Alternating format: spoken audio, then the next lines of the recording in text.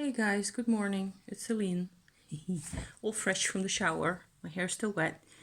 I had another sort of an epiphany in actual practical life for myself, and I feel that it's so kind of crucial to me, to how my life is turning out to be recently, that I actually want to come on and do a little short vlog about this.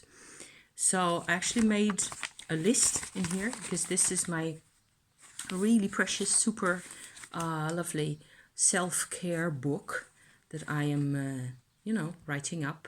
It's a notebook in different types of paper, which is really cool. I have never seen these anywhere else. This was just, it came from the shop like this with pink and lined and green and yellow paper types in there, different types of paper.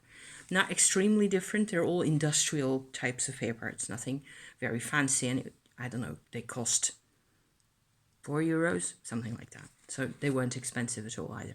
I bought a few at the same time. I've never seen them since. I should really, shop around a bit more for these.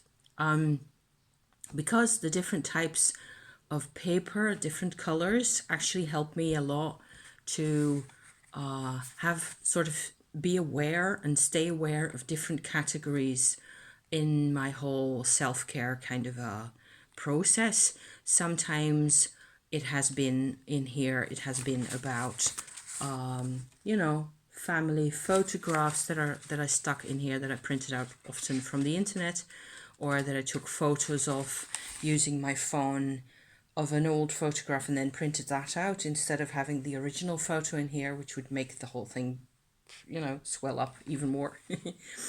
Okay, so this is just to give you a bit of a peek at what this book is like. I've shown this before.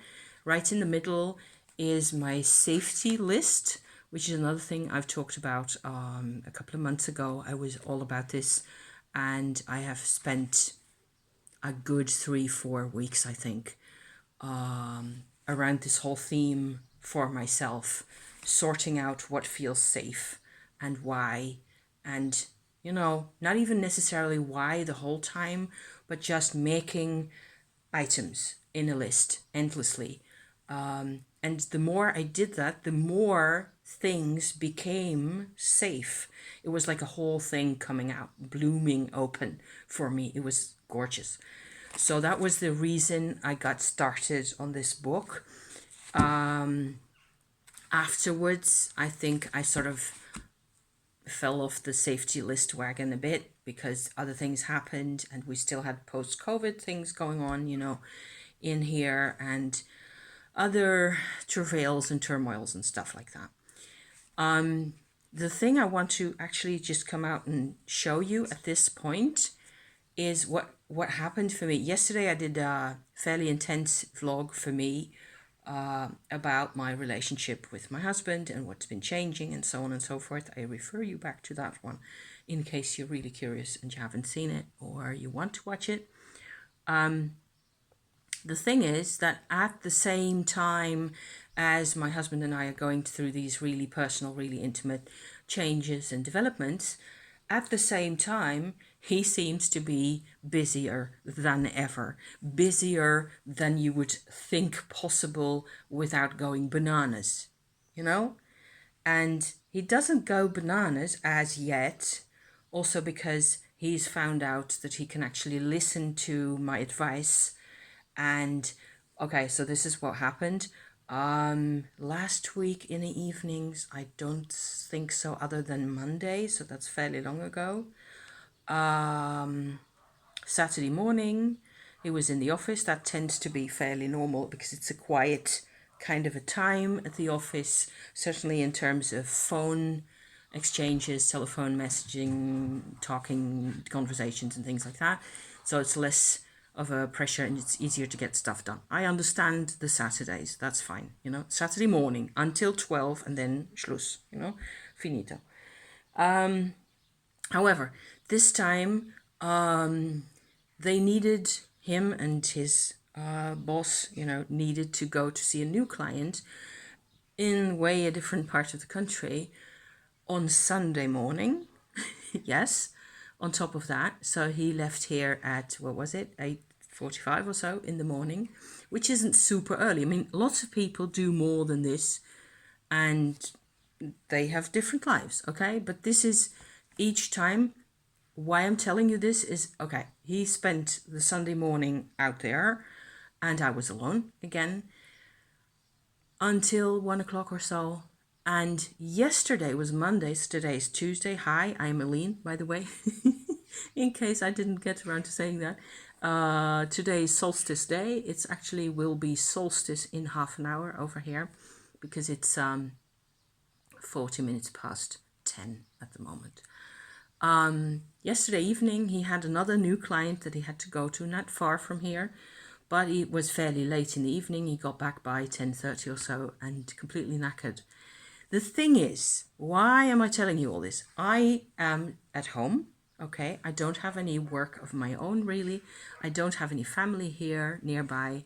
I have very few friends. I have friendships, but they're, kind of at arm's length. They have been for quite a while. So I tend to, what I'm faced with is a huge sort of a spread eagle, if that makes any sense, between the interactions recently, especially intimately with my husband, how close we are and how much we participate in each other's lives and how much we share and how much we support each other, which is awesome on the one hand, and my alone times. And the more hours I spend by myself without going to see other people, I kind of go weird. And I notice in the weirdness something that reminds me of lockdown type situations over the past 2.5 years. COVID, fear, anxiety, not maybe so much for myself, but it was all around. Everybody was, everybody was defending themselves in ways and means, on and off, in different kinds of stages. In 2020, it was different from in 2021. And the early parts of this year have been not free of stress in that sense either. So there has been a lot of spread eagle, a lot of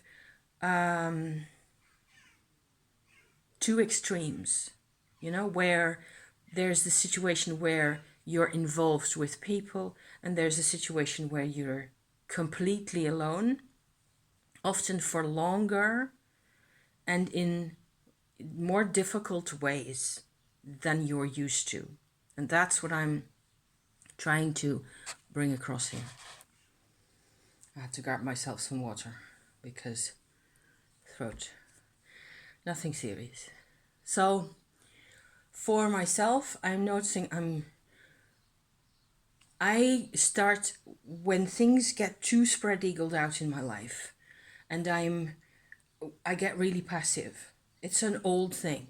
My reaction pattern to this is getting passive, sitting around waiting without really getting anything done for myself or for the house or for whichever part of my activities I want to be doing or anything creative for that matter. I'm just going to sit around passively waiting until somebody needs me again.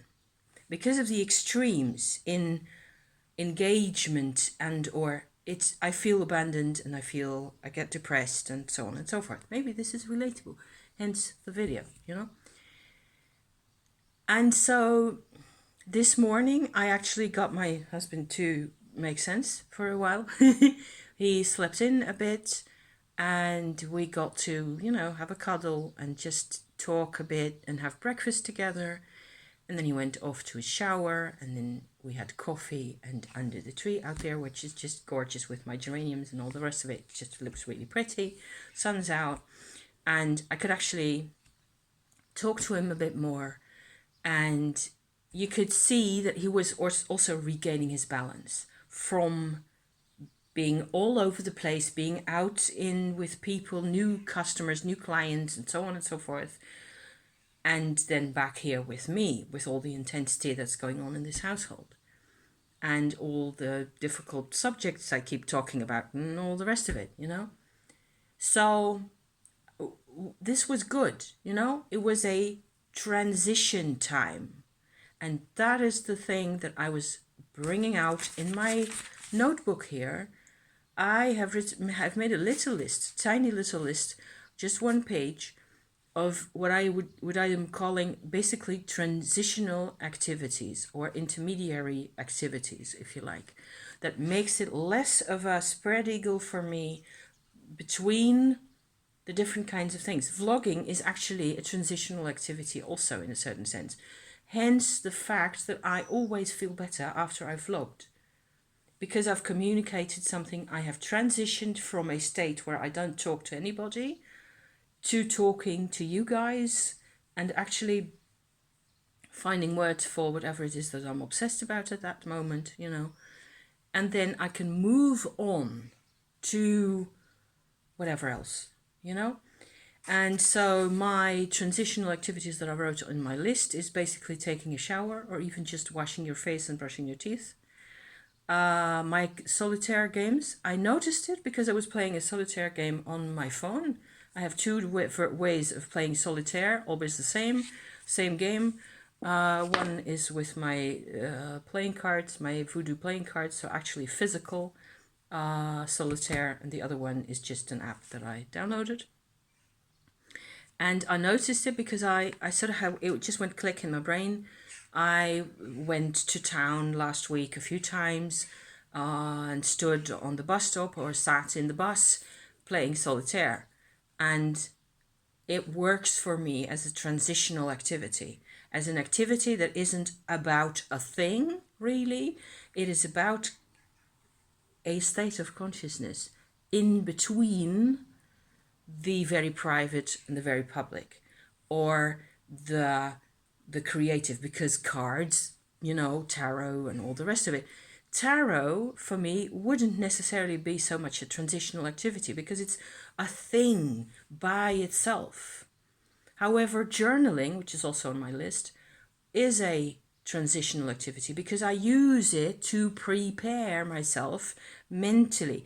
It's a mental health kind of a thing, and I haven't really seen this on this kind of an approach of this kind of idea on YouTube or on the internet necessarily, as to why it helps to journal. It helps to journal not only because you vent and express yourself in a way that's completely safe, and you can do whatever you like with your journal and just, you know, decorate it and stuff, and, you know, make it really homey for yourself or really expressive. You can do anything you want with that. The way I'm looking at it now is that it's an, for me certainly, it's an activity that creates a bridge between things. And I need bridges. I need things to connect among themselves. I hate it when things are islands, just like I mentioned yesterday. I hate it when I need to sort of manage to hoist myself out of whatever I was involved in suddenly and just without any preparation. Mercury retrograde, perhaps, yes, quite likely. I need to have a couple of moments where I can transition over to the other thing. And so this makes tons of sense to me. I think a lot of people use their commute as a transitional phase mentally, in terms of mental health, and the way they travel, whether it's by car, with music, on their phone, or, you know, in whatever way, or by public transport. It doesn't matter as long as it's kind of predictable. I think transitional activities have to be really predictable for them to work. They have to be the same always. Showering is always the same. Brushing your teeth is always the same. The world can explode into a million pieces, but brushing your teeth is going to be the same always, right? Collecting gear to go out, water bottles, keys, etc. Even talking, if it's to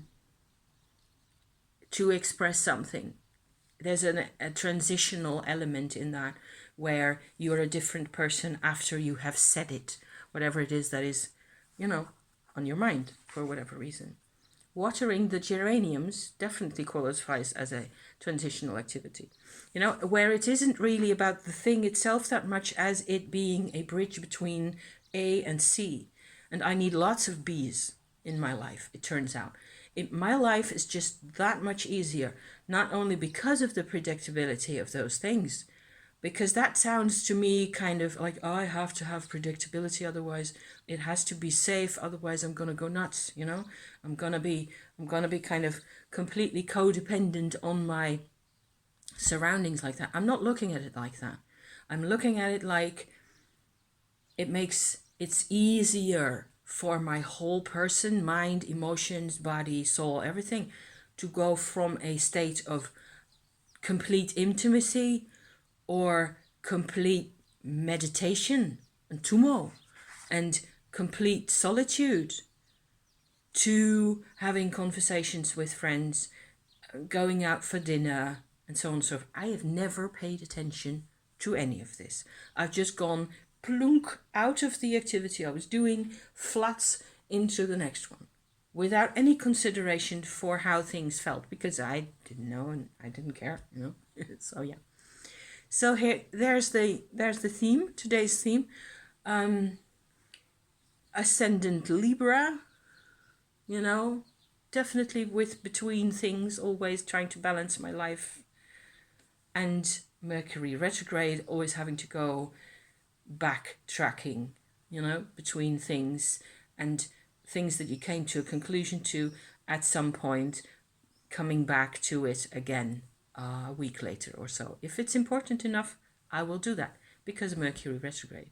So those are the aspects for me, myself, in terms of astrology in my birth chart that really have everything to do with this.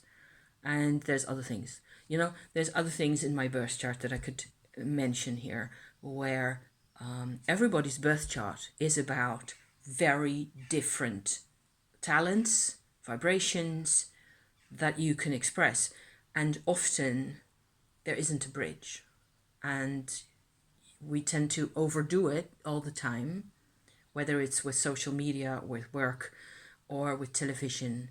I think we watch television, for example, as an attempt to, it's supposed to be a transitional activity, to create a, you're supposed to watch an episode of whatever, Ghost Whisperer, or, Miami Vice. I'm old, the white hair is there for a reason. And then you turn off the telly and you go do something else. It's supposed to be an episode in between things that's kind of neutral in a way and predictable. And I don't think television really works very well as an intermediary activity at all, because it kind of draws you in, and it's made to be, endless entertainment. It's construed often just like social media. They're constructed, they're built in with, the intention in mind to be irresistible. Facebook is built in order to be irresistible to you. So you just go on and on and on, and then there's no transition, because you don't come out of it in order and go back to your, whatever's next for you. So yeah. So under 20 minutes, I say thank you for watching and for listening to me talk about this. I hope it makes sense. Sometimes what I say actually makes sense. Thank you. See you next time. Okay. Ciao for now.